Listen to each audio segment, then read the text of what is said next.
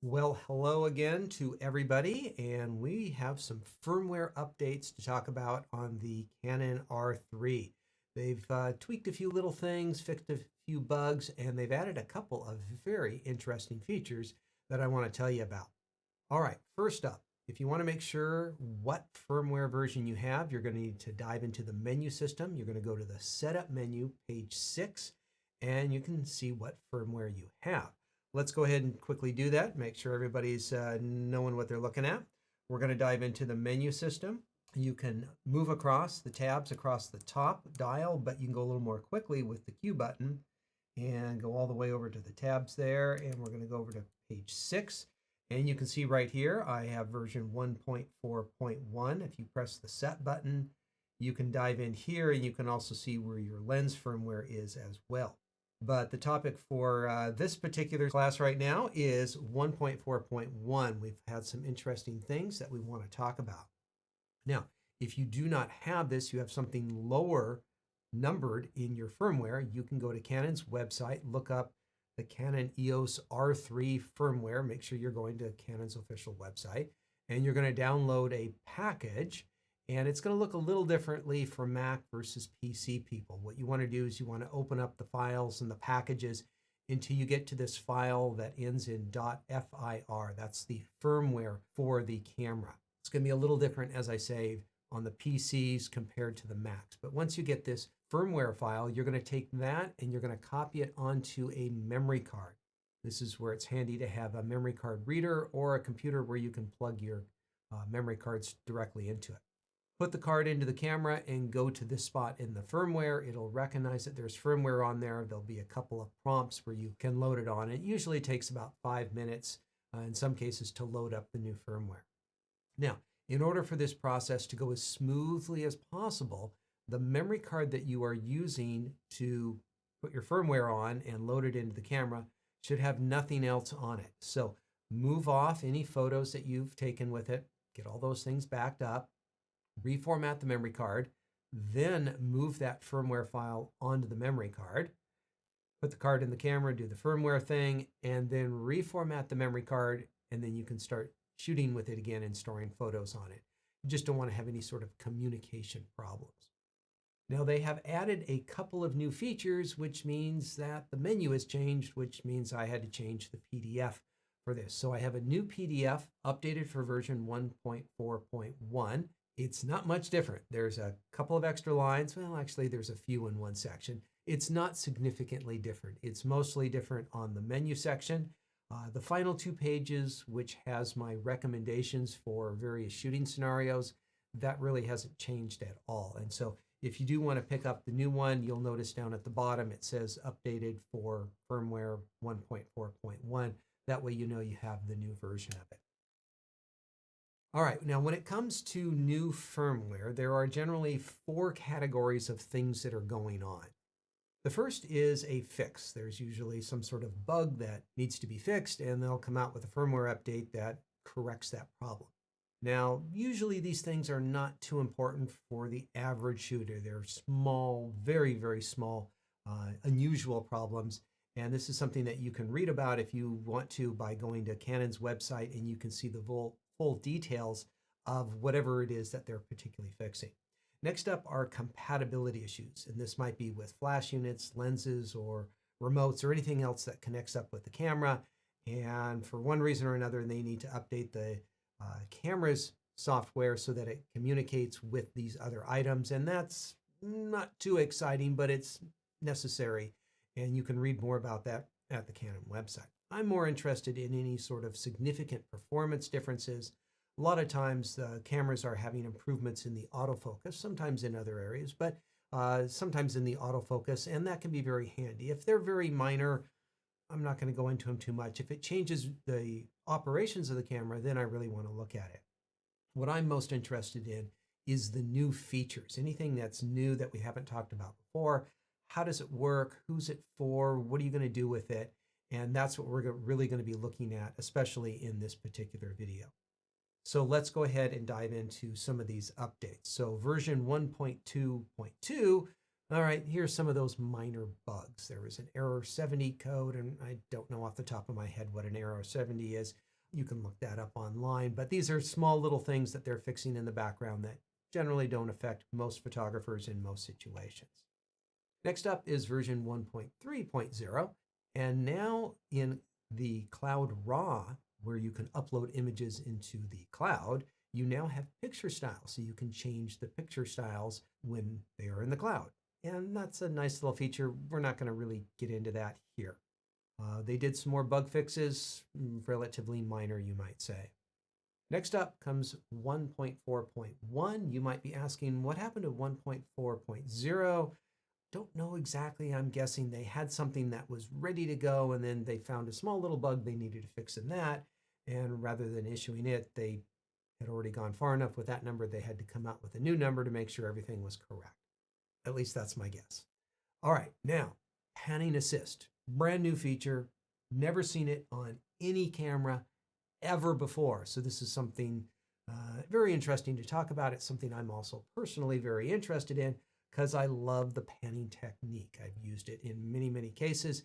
And anything that can help me out, I'd like to know more about it because panning is a relatively low percentage of winners event. You go out there and you'll do 10 panning shots and you come away luckily with one shot that looks good. So you end up having to do a lot. And anything that can improve it really helps anybody who wants to get a panning shot. So let's get into the panning assist. So what is going on here? Well, the camera is using its optical image stabilization system, not an electronic one where it crops in and tries to stabilize the image and gives you a smaller image or smaller file size or less angle of view, anything like that. No, this is all just the natural system that the camera is using. Now, it is working in a little different way, I think, to get better information to get the best possible stabilization when you're shooting. So there are some restrictions. First up is you have to be in either manual or time value. Why? I don't know. If I had to guess, it's because the camera needs to figure out what exact shutter speed you're going to be shooting at. And in program and in aperture priority, you can have fluctuating shutter speeds. It needs to know so that it can really determine what's going on and what type of fix is necessary for a particular shutter speed. At least that's what makes sense to me. Now, you can only use the electronic shutter option. You can't be using the mechanical shutter. Why? Not totally sure, but it would make sense that the camera is analyzing all the information that's coming in on the sensor, and it's using that to help stabilize the image. Normally, the camera, the lens, the body itself is using little gyro motions, sensors in the camera and the lens to figure out which direction is the camera moving, and it's correcting for it.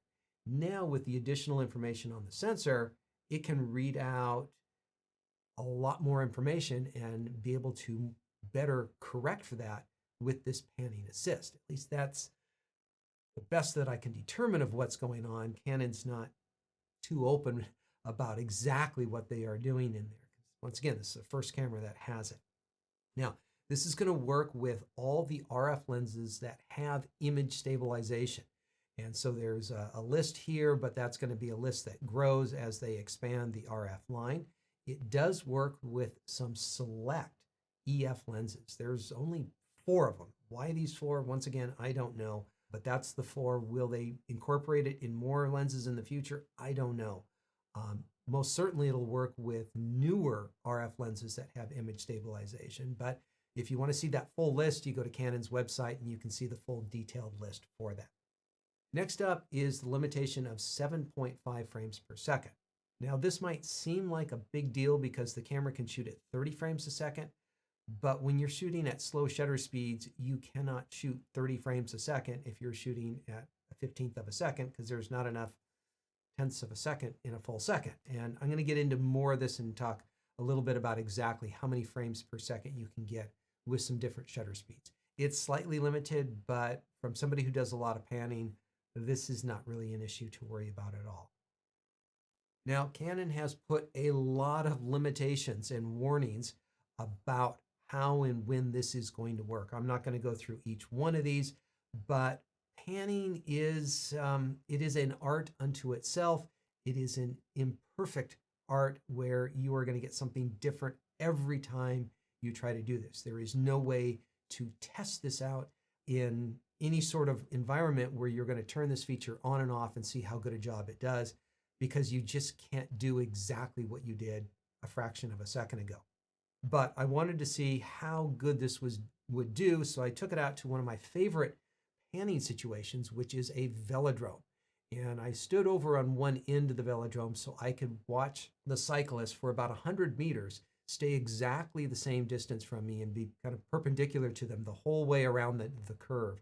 So I was able to have a large period of shooting of subjects that were moving at a fairly consistent, fast speed. They're moving in relationship to the background, and also they're moving in relationship to the bike they're on themselves with the pedals moving around. So there's some very interesting motion elements taking place in here. Now, panning shutter speeds really depend on how fast your subject is moving compared to the background. Typically, 60th of a second is a little bit on the fast side, but if the subjects are moving quickly, a 60th of a second can work pretty good. You can actually go faster than that when you have even faster subjects, tighter in, longer lenses on automobiles or planes or so forth. But 60th, 30th, 15th is my favorite panning shutter speed. And I like getting little artsy, you might say, going down to an eighth, a quarter second, sometimes longer. Depends a little bit on the subject. So I wanted to see how good this camera is with it on and off. And so I was shooting, well, for a couple of hours, and I shot through about 2,500 images, and I was very carefully recording when the feature was turned on and when it was turned off, and then I analyzed all the data from it. Now, at a 60th of a second, I shot a whole bunch of photos, hundreds of photos in this category. With the feature turned off and then analyzing the images and picking out the good shots, I got about 31% good panning shots. Now, I do panning somewhat frequently. I'm not a full-time sports professional photographer who does this all the time, but I like panning. I've practiced it a lot. I think I'm pretty good at it.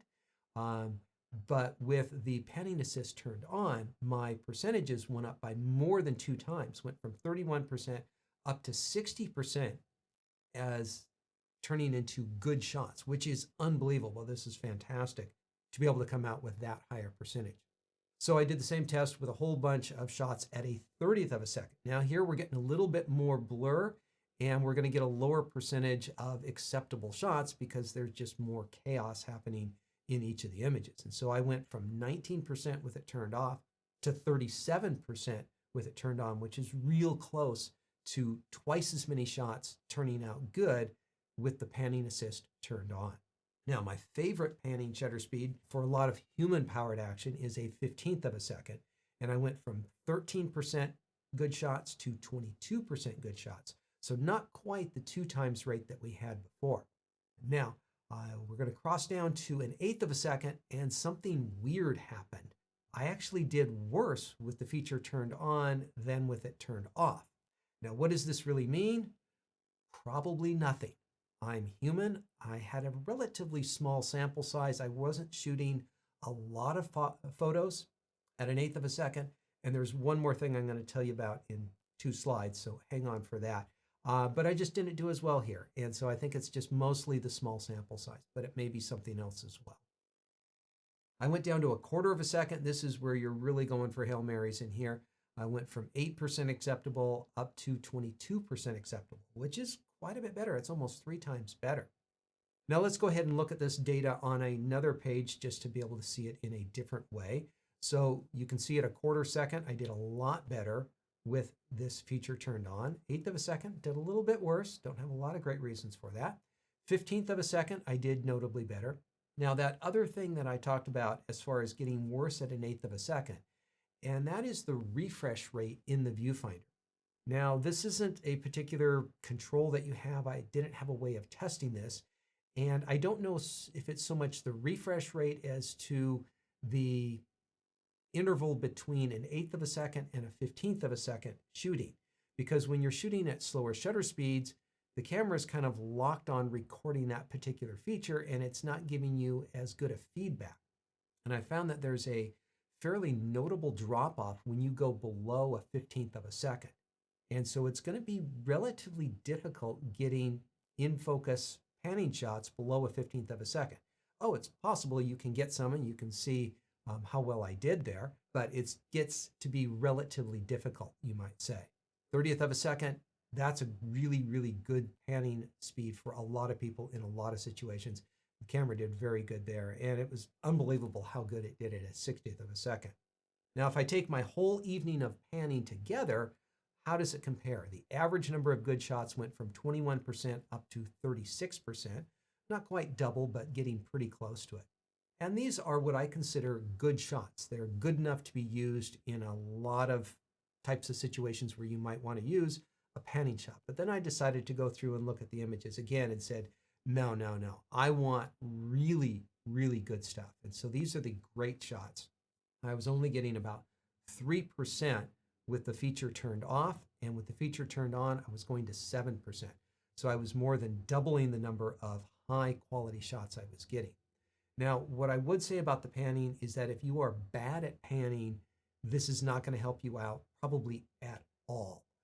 What happens is if you want to think of an archer trying to hit a target and they're trying to get the bullseye, well, if you are on that one ring around the bullseye, yeah, this will help steer you towards the bullseye and get you there. If you're way on the edges, yeah, it might bring it in a little bit, but it's still going to be so far off, it's going to be a failure of a shot.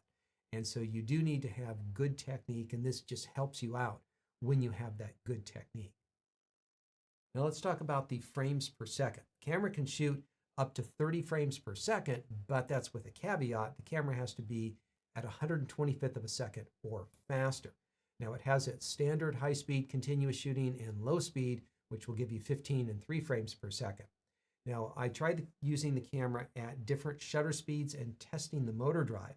And when you do have it set to these slower shutter speeds, it slows down your motor drive.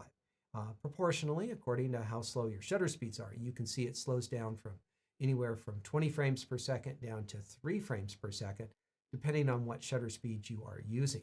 Now, when you turn on the panning assist mode, it's going to max out at 7.5, and then it's just going to kind of taper off from there. And interestingly, all of the continuous shooting modes have the same speed when it comes to panning assist turned on. And so you're going to max out at around 7.5 frames per second. And then as you go into slower shutter speeds, it's just going to progressively get a little bit slower. This is not a major problem. This is just the limitations of time and how many images you can fit into a particular second. So I encourage you, if you do any sports, action photography, if you want to do some panning, test it out yourself. But I think this is a really good feature. Just remember that you do have to have the electronic shutter used, not the mechanical shutter for this to work right. And you need an image stabilized lens. All right, next up is another pretty major new feature, and this is called Register People Priority. And this is where the camera has facial recognition, and it can recognize particular people, and it can prioritize them over other people in your shot. This could be handy in a number of scenarios. Personally, I don't think most people need this most of the time, but I was shooting a sporting event where I really could have used this in the past. I was shooting a cross-country race, and the runners get all mixed up, and I was photographing for a particular team, and I was only interested in our team. I wasn't caring about any of the other runners. And the facial recognition on the cameras, well, they work great. They'll pick up on any face, whatever is the most dominant, largest face in the image area. But if I had my athletes registered in here, then the camera would know which one of the athletes to focus on, not just the one that's closest. Perhaps it's the one behind or slightly off to the edge. And this could really help out in some situations. So here in the Register People Priority, if you go into AF menu page 5, you'll see this as an option. What it's going to do is it's going to recognize people that you have registered ahead of time, and it's going to give you the little box around the face, and it's going to give you a little icon that lets you know that it is a registered person. Now, there's going to be a whole little submenu in here that is fairly obvious in its operation. So one of the things that you can do is you can photograph people ahead of time, and you basically just need to shoot a mugshot, passport style, straight on, simple, basic shot of them, and you can register their face into the camera. And we'll do that as an example here in just a moment. Now, you can also register people on the card already. So if you already have faces on a memory card, you can use those and build those in to your database, you might say. Now you can also prioritize and move them around the scale. There's 10 of them on there, and you can choose whatever order you want. You can delete individual photos on there. You can delete all of them if you want. And very nicely, you can save all of them to a memory card. So let's say you photograph different teams, and today you're shooting volleyball. You put on the volleyball roster, and those are the ones that you're going to be looking at. And the next time you're photographing cross country, you can put the cross country roster on there, and you can have those. That way you don't have to rebuild this database every time you do it. And so you'll see in the camera who you have on there and what position they are. So let's go ahead and play around with this just a little bit. I'm going to bring out a face that we can try to work with here. All right, so let's dive into the menu, and we're going to go over to the AF menu, and let's go over to register people priority. Now you'll notice it's grayed out right now, and that's because subject tracking needs to be turned on. So let's just back out and go to subject tracking here on page 1 and turn this on. And if we're going to do subject tracking, subject to detect, well, we're going to do people. This only works with people. I haven't really tested it with animals, but it's not supposed to work with animals. All right, so now we're going to go over to register people priority, and we're going to go and turn this on. So let's go ahead and just change delete priority of registered people. So these are just a bunch of photos that I've taken off my computer screen, and you can move these around if you want to bump someone from one position. You can bump them up in priority, and you can move them around like that. So that's pretty easy to work with. We're going to photograph people and register. So you can see here we have our subject, and looks like they are in about the right position, and we're going to go ahead and take their photo, and we're going to register them.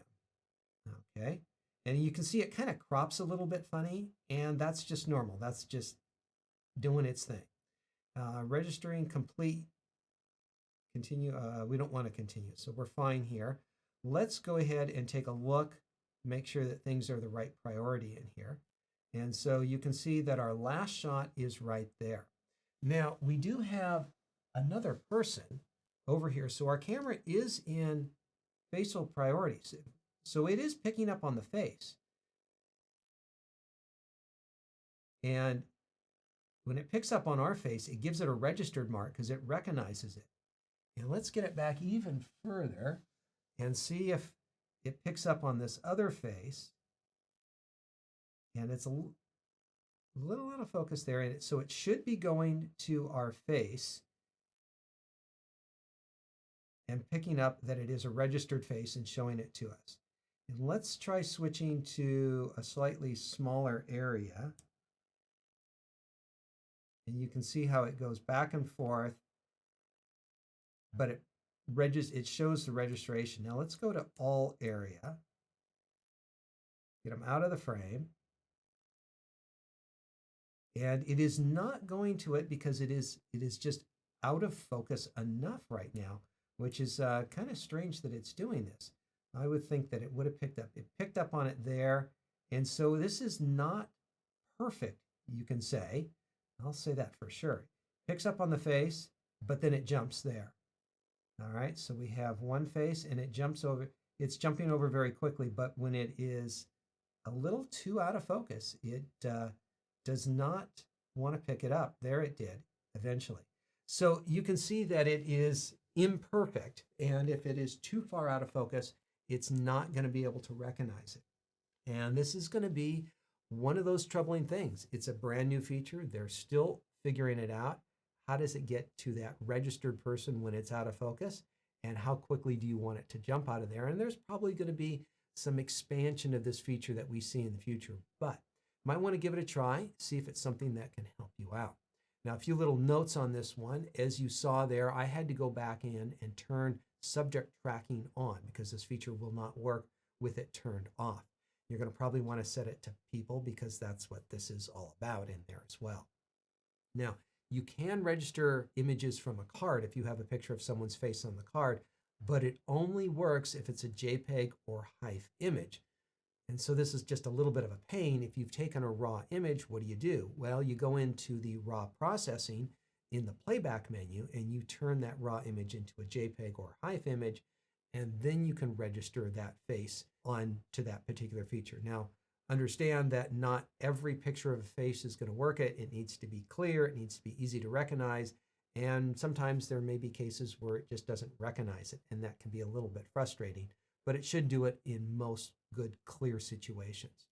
Now, if you're going to save the registered data on a memory card, it's going to come up as an FSD file. And so if you see that on your computer, you know what that file is. It's registering for that people. And if you want to have one memory card dedicated to keeping your files on, you could do that. You can keep it on other ones.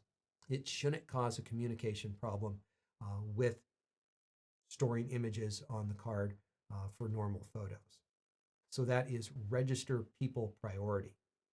Next up, there's a new option for saving and loading communication settings on the card. And so for the Wi-Fi communications, if you want to save your setup onto the card, you can do that.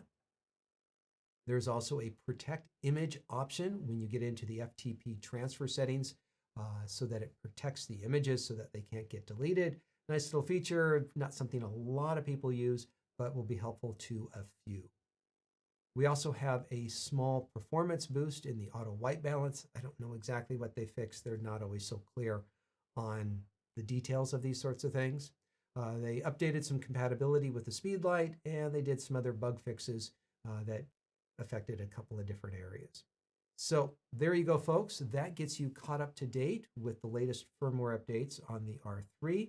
A couple of big new features that will probably be a very helpful tool for a number of photographers. So I encourage you, if you're interested in these, to get out there and try them with what you do to see how they work.